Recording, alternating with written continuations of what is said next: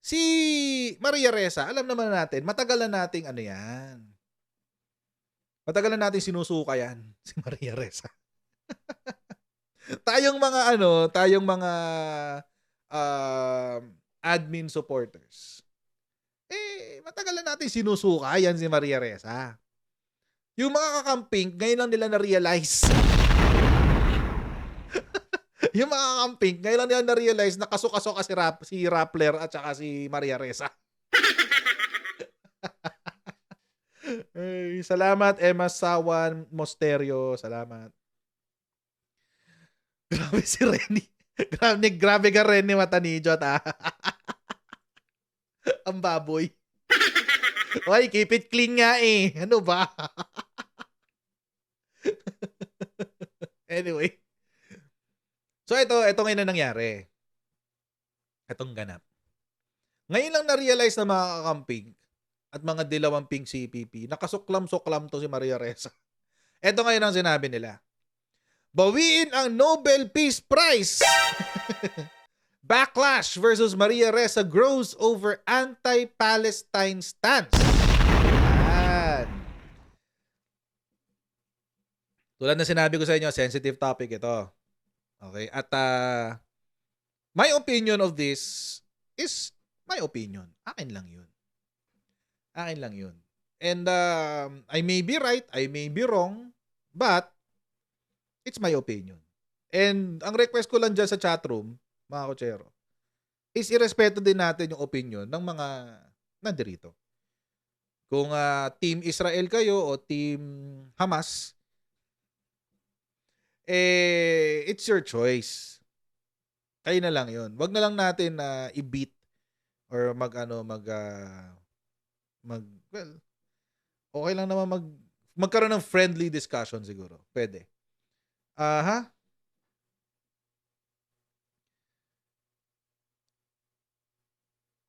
Thank you very much, Ate Eufemia Valdez, sa inyo pong super chat. God bless po. Yan. So, itong sabi ng ito yung sinabi ng mga kakamping. Admirers of Rappler founder and Nobel Peace Prize winner, Maria Ressa, are now calling for the award to be taken back due to her rabid defense of Israel's invasion of Gaza. Invasion of Gaza. Okay. Ito. Since tensions rose again in Gaza after the October 7 attack by the Palestinian group Hamas against Israel, netizens have been urging Ressa to speak up on the matter. So kinukulit pala si Maria Ressa tungkol dyan. Syempre, kilala nyo naman ng si Maria Ressa. Dito sa Pilipinas, pro-NPA yan. Diba? Pero bago natin pag-usapan yan, as usual, tayo muna ay magpapasalamat kay Sendwave! So kayo po ay nasa US, UK, Canada, Italy, France, Spain, Ireland, and Belgium, ay pwede na po kayong magpadala ng inyong mga remittance sa Pilipinas nang wala pong remittance fees using Sendwave. Ang gagawin nyo lang ay da-download nyo lang ang Sendwave app. Ayan, download nyo ang Sendwave app, gawa kayo ng account dyan, at pag ilagay nyo ba ang account details nyo, pwede na kayo magpadala sa GCash, sa mga bangko, at iba't ibang mga pawn shops din sa bansa. At kapag ginamit nyo pa po ang kayong promo code na Coach Jarret, ay makakakuha pa kayo ng karagdagang $20 free credit na pwede nyo rin ipadala sa inyong mga minamahal sa buhay. Ayan, panoorin. Ayan, so gamitin na po si Sendwave for all of your remittance needs. Okay. Pero nagulat silang lahat. Late last month, a video of her applauding Hillary Clinton's pro-Israel stance at an event in the United States has gone viral, practically reflecting where she stood on the issue. Tapos itong November 2, nag-post siya sa kanyang Twitter account. Ito, ng isang article. Ang sabi, chants like from the river to the sea, Palestine will be free are commonly perceived as calls for the annihilation of the state of Israel. What's more, the position these chants represent completely ignores the fact that the majority of Palestinians have rejected this stance since the 1993 Oslo Accords, and leaders of the Palestinian Authority in the West Bank have consistently called for a two-state solution. Okay. Ngayon, mga kotsero, etong nangyari. Si Jesus Palsis, sumausaw. Etong sabi. Papakita ko sa inyo yung pinost ni Jesus Palsis. Ito yung pinost ni Jesus Palsis, guys. Ito na. Maria Ressa repeats Israeli propaganda that the rally chant from the river to the sea, Palestine will be free, calls for the annihilation of Israel. It doesn't. It calls for statehood or end of apartheid. Okay, tapos ayun, nagalit na sila. Pinagkakalatan nila to. Bawiin ang Nobel Peace ni Maria Ressa. Ayan, pinagkakalat na nila. Ngayon nyo lang naisip, nakasuklam-suklam to si Maria Ressa. Huli na kayo sa balita. Siyempre CIA funded yan. Natural. Kung anong sabihin ng Amerika, ay nasasabihin yan.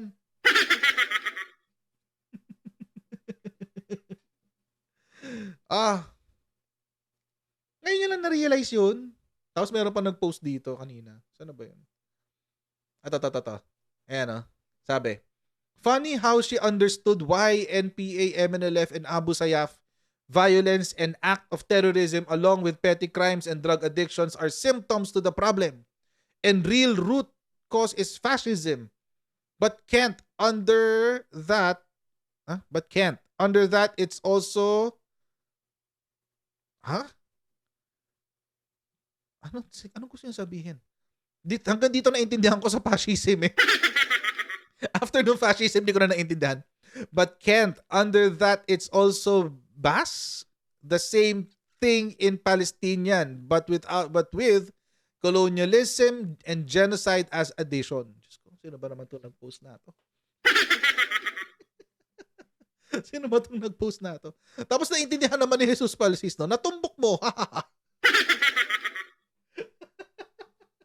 Understand. But can't ewan ko. Siguro understand nga, no, Blackthorn.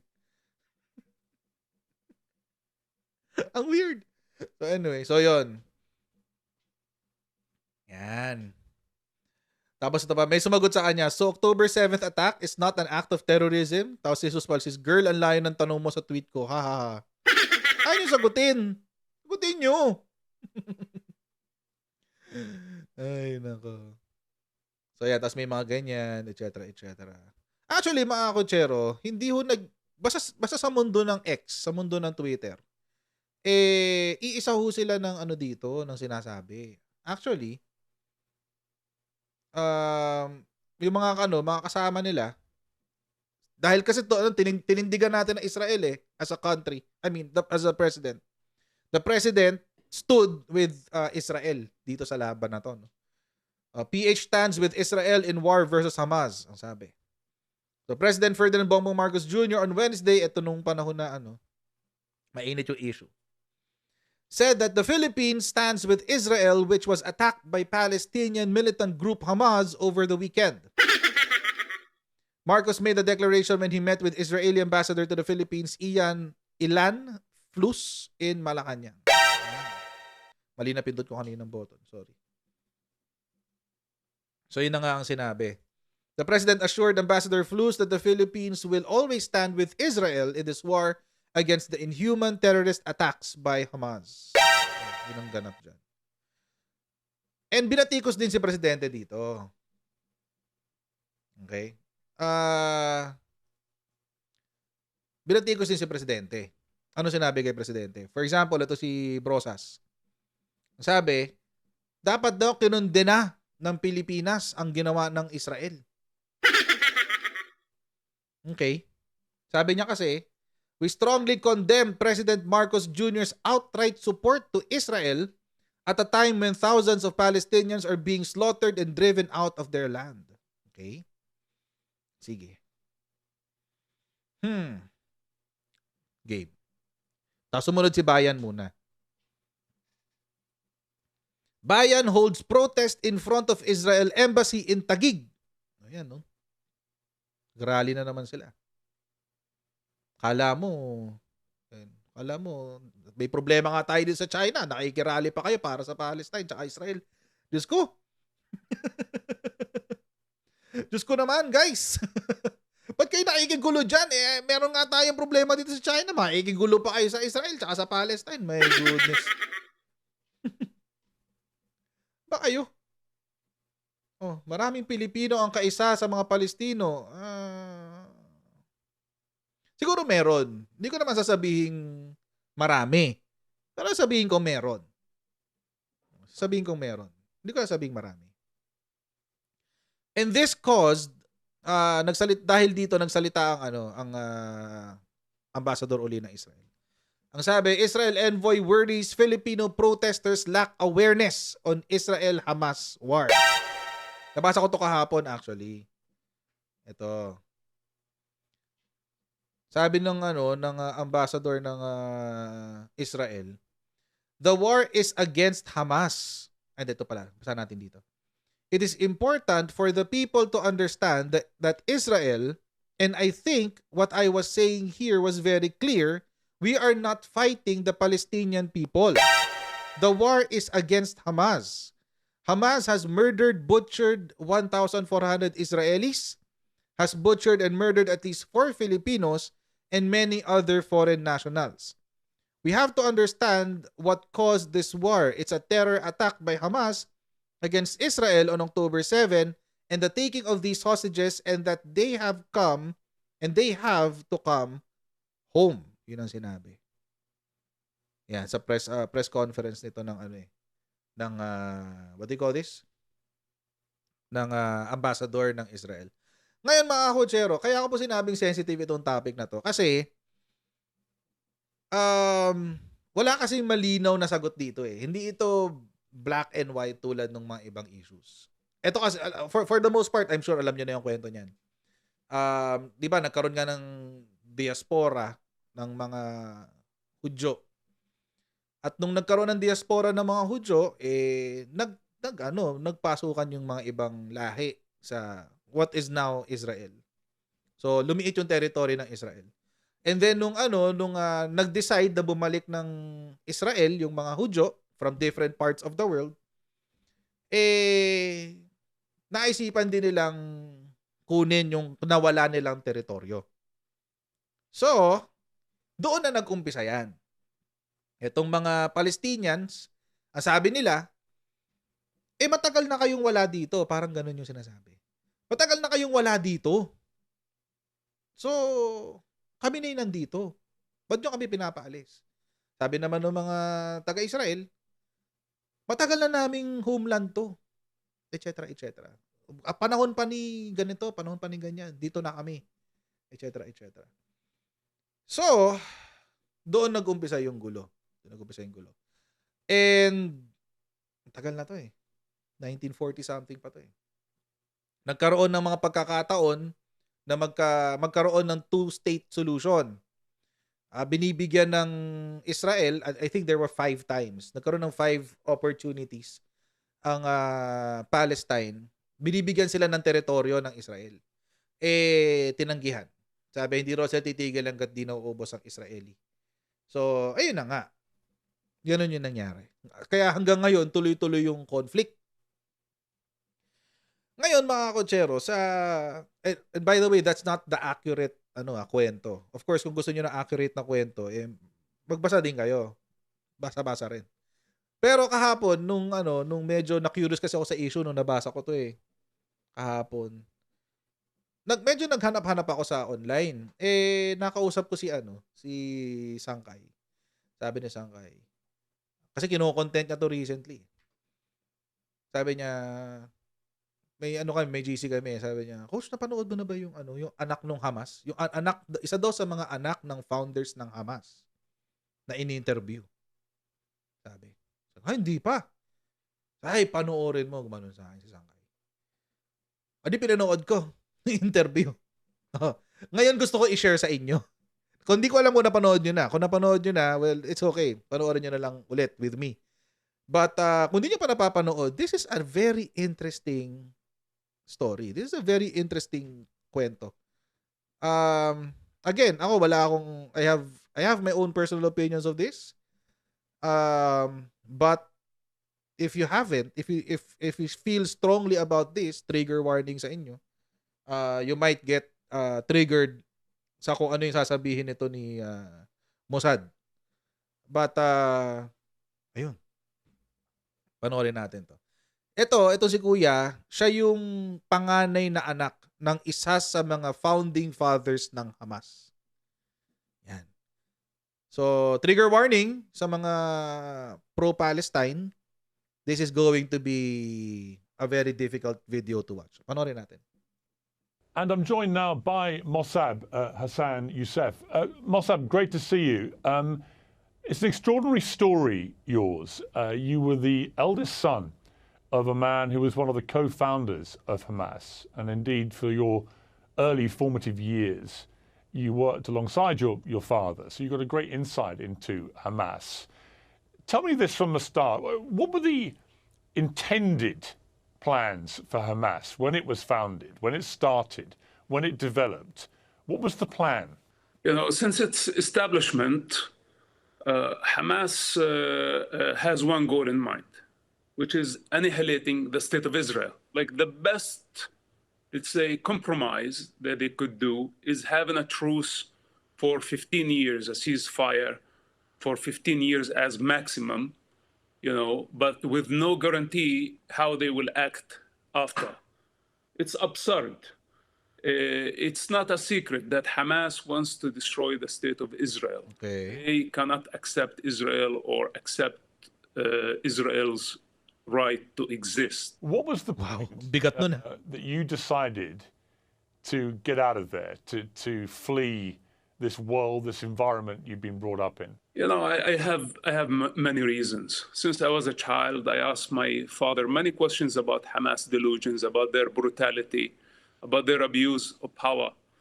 And always he justified, you know, their position. Then I was imprisoned with Hamas. I spent about 27 months in Israeli prisons where Hamas was torturing their own members, our own people, within Israeli prisons. They killed actually and tortured hundreds of prisoners.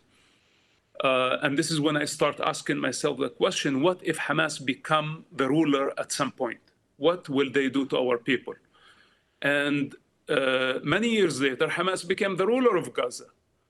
And I wasn't surprised by their brutality. When you heard what happened on October the 7th, what was your feeling about that? Look, as I told you, I'm not surprised by Hamas brutality, but I was surprised by the scale of their attack. You know, not to this degree, wiping out entire communities, you know, messing with a nuclear power, the most powerful country in the region, a country with a trauma, great trauma from the past, with a memory of a Holocaust and all the Nazis did in the past century. They opened the gates of hell on the Palestinian people. This is how irresponsible this group people are. You know, that they are willing to actually sacrifice many Palestinian children, the entire Palestinian people, and use them as a fuel to just achieve their ideological agendas, their religious agendas. They are careless. They don't care for the human life. We have to separate between what's so-called Palestinian cause and Hamas cause. Hamas cause is a sick one. It's coming from the pit of hell, you know, and they need to Grabe yung mga words. From power. This is my message. As an ex-Hamas member, as a son of one of Hamas founders, that enough of this. If we don't stop them now, the next war is going to be deadlier. And only God knows what will happen next if Hamas is not finished as soon as possible. Mossab, how many regular Palestinians, particularly in Gaza, do you think sympathize with Hamas or indeed fully support them? You know, once Hamas is removed from power, we're going to witness people celebrating in Gaza. I guarantee you that. The people of Gaza are oppressed for so long, and they had to endure siege, they had to endure violence, many wars for the sake of Hamas' lust for power and for Hamas' political ambition. When this comes to an end, I promise you that the Palestinian people, first of all, will thank Israel for what they did. Second, the idea of annihilating the Jews and the state of Israel will be dropped forever. You know, because Hamas is you can say, the last experiment of adapting violence, trying to annihilate and destroy the state of Israel. Last experiment. It worked for Yasser Arafat. It took him 40 years to realize this. And Hamas has been trying for 35 years to destroy Israel. Finally, I hope that they will come to this understanding that Israel is going nowhere. If they insist on annihilating Israel, and of course, if Iran keeps on insisting on this goal, this means the destruction of the entire region. This is the only uncertain outcome of this, because Israel is going nowhere. How do we get to peace from here? You know, this time, I'm afraid that war is the only way to peace. Ouch. Because if Hamas is not removed from power, then they will build more military. They will build longer range missiles. And the next attack, the next war is going to be deadlier. The use of force is the last resort. You can find this in every culture. And unfortunately, now Hamas left Israel and the free world as well with no choice but to fight them and put an end for their violence. Many civilians are dying, I understand this. Their blood is on the hands of Hamas, and Hamas only. You see, it's interesting you say that, because a lot of pro-Palestinians who I've had on the show in the last 2 weeks don't accept that argument. They say the blood of the civilians in Gaza is exclusively on the hands of Israel. Ito yung sinasabi ng mga aktivista rin sa Pilipinas. Oppressive occupation for many decades. There's been a prison camp for Gazans for a long, long time, and that has created the environment through which a terror group like Hamas can thrive and indeed win an election, as they did in 2005. Do you buy into any of that? I mean, do you think that Israel has overreacted already to what happened to them? Their argument is, what is proportion when you have a terror attack like that on your people? Look, since my childhood, and I am hearing the stories from pro-Palestine and from those who are using what's so-called the Palestinian cause. They care the least for the Palestinian children and their future. You know, I am the legitimate representative of the Palestinian children. The child within me speaks. I don't want somebody coming from London or somebody coming from the other side of the world to tell me what is the struggle of the Palestinian children. The Palestinian society has been hijacked by these criminals, and anybody who takes their side is participating in their crime. This is my answer to those people. And for the civilian casualties, etc., you know, first of all, Hamas is using, and it's very clearly, it's a fact that Hamas used civilians as human shields. It's a fact. Then it's a fact that Israel called and warned civilians to evacuate buildings before they strike them. But in the meantime, Hamas put roadblocks to stop civilians from evacuating to safe zones. Hamas' single misfire killed hundreds of refugees taking shelter at a hospital, and they blamed Israel. What are we talking about here? Israel is a democracy. Israel is accountable. Israel is not thirsty for the Palestinian blood. In the meantime, Israel is capable of wiping out Arab capitals in seconds. Israel does not attempt to abuse its power. But why, when the Arabs have just a little bit of power, couple of missiles, they misuse power by launching them at civilians and kill them in their living rooms? We have a fundamental problem, and we need to stop blaming Israel. We invited this upon our heads, and the rest of the world, if they don't know the reality on the ground, it's better that they shut up. Mossab, your passion and your anger is very palpable here, and certainly very different to most of the pro-Palestinian voices I've had. And, you know, I sense the Palestinian plight of its people is very much in your heart. Do you still have contact with any of your family? This is irrelevant right now. I don't have any contact with my family, and I don't care anymore. You know, enough bloodshed, enough involvement from people who don't care. They just warriors on keyboard, you know, and they're just storming world capitals saying free Palestine, free Palestine. They don't know what the hell Palestine is. I am Palestine. And I say it's enough of Hamas. It's enough of the corrupt leaderships that they are killing our people, misleading them to hell. Is enough of that. We don't want Palestinian state. I don't want Palestinian state. Palestinian children need education. They need security. They need life. This is what they need. They don't need another corrupt Arab regime. Is it possible to get rid of Hamas in the way that Israel is currently trying to do through airstrike bombardments and it is planned now an imminent ground invasion? Is that the best way to do it? Or is there a danger of radicalizing a lot more young Palestinians to the Hamas cause in the process? Listen to this. We are going to remove Hamas from power. Remember my words, okay? Wow. And Hamas did not only bring the wrath of Israel over Gaza. Hamas brought the wrath of God. We are going to remove them from power, and we are going to persecute their leaders, and we are going to bring them to justice. And the world will witness their punishment. And everyone who take this Nakatakot magsalita si Kuya. this state of confusion, thinking that this is a joke, I tell those people that you are going to regret taking the side of Hamas. You are going to regret taking the side of those criminals who are killing the Palestinian people. Mossab, you were born in Ramallah. That's your home. Do you dream of going home one day? Is that something you still aspire to do?